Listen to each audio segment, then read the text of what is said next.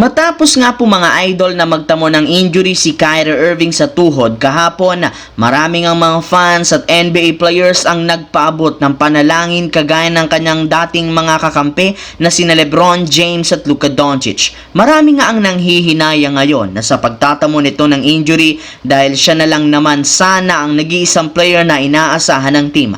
Bukod dyan, trending rin naman ang pangalan ni Kyrie dahil sa dami ng mga fans na bumilib sa ginawa nito matapos niyang pilitin na maipasok ang dalawang free throws kahit managtamo nito ng injury sa tuhod. Ikinumpara pa nga ito sa nangyari noon kay Kobe Bryant at maging kay Klay Thompson kung saan puwersa nga nitong gumawa ng free throws matapos magkaroon ng injury. Pinatunayan ni Kyrie Irving na isa siya sa mga fan ni Kobe Bryant na nagdadala ng kanyang Mamba mentality at sa kasamaang palad, nangyari rin naman kay Irving ang pinakakinakatakutan ng maibalitang nagtamo ito ng season-ending injury sa kanyang kaliwang tuhod na magiging rason para maging out for the season na ito.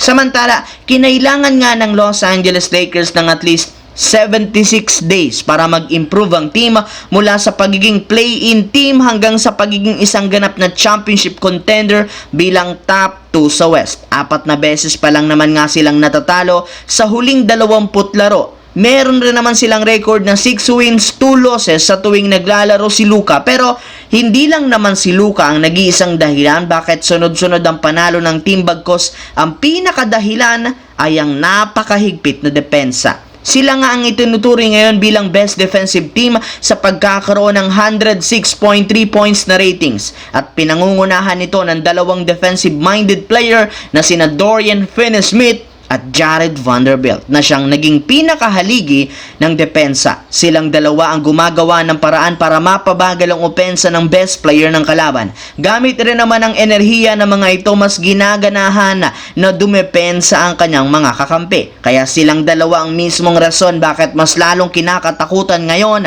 ang Los Angeles Lakers. Sa kabilang banda, simula nga po sa pagiging second seed ng Houston Rockets ng nagdaang linggo, bumagsak na nga ito sa ika-5 matapos silang mag-struggle na makakuha ng panalo sa pagkakaroon ng record 5 wins, 5 losses sa last 10 games. Hirap nga silang manalo laban sa mga lehitimong contender na nangangahulugan na hindi sapat ang kasalukuyang lineup para maging competitive sa pagkuha ng kampyonato. Kaya dahil sa unti-unting pagkawala ng momentum bago magsimula ang playoffs, pinaplano na ng front office na kunin at makipag-agawan kay Kevin Durant sa off-season. Expected na once na hindi makapasok ang Phoenix Suns o hindi man lang sila magkaroon ng significant run sa kampyonato, iti-trade nga si Durant as soon as possible. Para nga sa kaalaman ng Houston Rockets nga ang pinakabatang lineup ngayon at may pinakamaraming trade asset na kayang i-offer sa Suns kaya malaki ang chance ang makuha ito